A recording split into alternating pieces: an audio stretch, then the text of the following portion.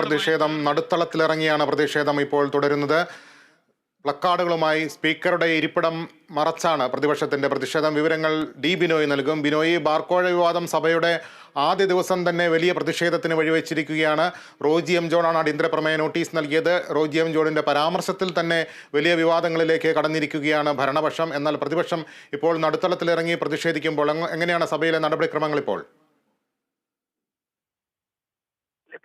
സഭാ നടപടിക്രമങ്ങൾ ഇപ്പോഴും മുന്നോട്ട് പോകുന്നുണ്ടെങ്കിൽ തന്നെയും പ്രതിപക്ഷം ശക്തമായ പ്രതിഷേധവുമായി നടുത്തളത്തിലുണ്ട്. പ്ലക്കാർഡുകൾ ഉയർത്തിയും ബാനറുകൾ കൊണ്ട് സ്പീക്കറുടെ മുഖം മറച്ചുമൊക്കെയാണ് സ്പീക്കറിന്റെ ചേംബറിന് മുന്നിലെ പ്രതിഷേധം തുടരുന്നത്. പ്രതിഷേധം ഉന്നയിക്കുന്ന പ്രധാനപ്പെട്ട ആവശ്യം ഇതാണ്. അതായത്, നിലവിലെ സാഹചര്യത്തിൽ ഒരു പോലീസ് അന്വേഷണം അല്ല വേണ്ടത്. അഴിമതി നിരോധന നിയമം അനുസരിച്ചുള്ള ഒരു അന്വേഷണം. ആ അന്വേഷണത്തിലൂടെ മാത്രമേ ഈ നേരത്തെ പുറത്തുവിട്ട ഓഡിയോ സന്ദേശവുമായി ബന്ധപ്പെട്ട വിവരങ്ങൾ പുറത്തു വരികയുള്ളൂ. അത്തരത്തിൽ ഒരു അന്വേഷണം വേണം. ഈ സന്ദേശത്തിനെ കുറിച്ചുള്ള ഒരു അന്വേഷണവും നടന്നിട്ടില്ല.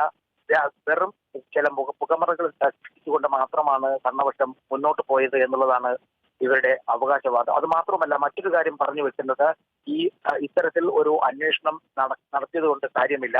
ഒരു ജഡ്ജിയെ കൊണ്ട് അല്ലെങ്കിൽ ജുഡീഷ്യറി തലത്തിലുള്ള ഒരു അന്വേഷണം ഉണ്ടായാൽ മാത്രമേ യഥാർത്ഥ വസ്തുത പുറത്തു വരികയുള്ളൂ എന്നാണ് പ്രതിപക്ഷത്തിന്റെ ആരോപണം. അത് തന്നെയാണ് പ്രതിപക്ഷ നേതാവ് ഉന്നയിച്ചത്. നേരത്തെ റോജി ജോണാണ് അടിയന്തര പ്രമേയത്തിൽ അനുമതി നൽകിയതും അടിയന്തര പ്രമേയം അവതരിപ്പിച്ചതും. അതിൽ പ്രധാനമായി പറയുന്നത് ഇത്തരം കാര്യങ്ങൾ തന്നെയാണ്.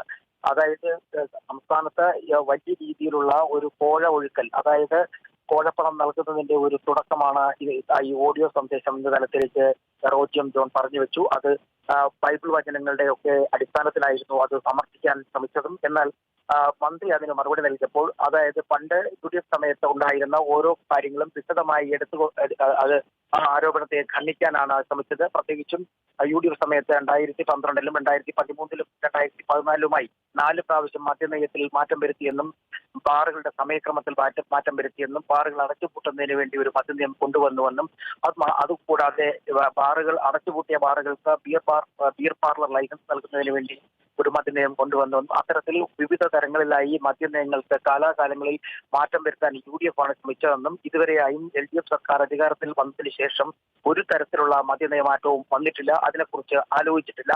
വെറുതെയുള്ള ആരോപണങ്ങളാണ്. ഈ ആരോപണങ്ങൾ അംഗീകരിക്കാൻ കഴിയില്ല. ഗോവർദ്ധന്റെ യാത്ര എന്ന നോവലിന്റെ വാക്കുകളിലായിരുന്നു അദ്ദേഹത്തിന്റെ മറുപടി പ്രസംഗം അവസാനിപ്പിച്ചത്. കുരുക്കുമായി നടക്കുന്ന രാജാവിനെ പോലെ പ്രതിപക്ഷം കുരുക്കുമായി നടക്കുകയാണ്. ആരുടെ കഴുത്താണ് പാകത്തിന് കിട്ടുന്നതെന്ന തരത്തിൽ. അത്തരത്തിൽ ഈ കുരുക്കുകളിലൊന്നും തന്നെ ഭരണപക്ഷം വീഴില്ല, ഈ ആരോപണങ്ങളൊന്നും വീഴില്ല എന്ന തരത്തിലായിരുന്നു മറുപടി ഉന്നയിച്ചതും. അതേസമയം പ്രതിപക്ഷ നേതാവ് പറഞ്ഞത് മദ്യനയത്തിന് അനുകൂലമായ നിലപാട്, അല്ലെങ്കിൽ പുതുക്കിയ ഒരു മദ്യനയത്തിന് അനുകൂലമായ നിലപാടാണ് എക്സൈസ് മന്ത്രിയും ഒപ്പം ടൂറിസം മന്ത്രിയും പറഞ്ഞു വെക്കുന്നത്. ഇവർ രണ്ടുപേരും യോഗങ്ങൾ ചേർന്ന്, അതായത് നേരത്തെ ചീഫ് സെക്രട്ടറി യോഗം വിളിച്ചത് വിവാദമായിരുന്നു. ആ ചീഫ് സെക്രട്ടറിയുടെ യോഗവും തുടർന്നുള്ള ടൂറിസം ഡയറക്ടറുടെ യോഗവും എല്ലാം തന്നെ മദ്യനയത്തിന് മുന്നോടിയായുള്ള മദ്യനയം മാറ്റുന്നതിന് മുന്നോടിയായുള്ള ചില നീക്കങ്ങളുടെ ഭാഗമായിട്ടാണെന്നാണ് അദ്ദേഹം പറഞ്ഞു വെച്ചത്. എന്തായാലും സഭയിൽ ഇപ്പോഴും പ്രതിപക്ഷം ശക്തമായി ബഹളം വയ്ക്കുന്നുവെങ്കിലും സഭാ നടപടികൾ തടസ്സം കൂടാതെ മുന്നോട്ട് പോവുകയാണ്.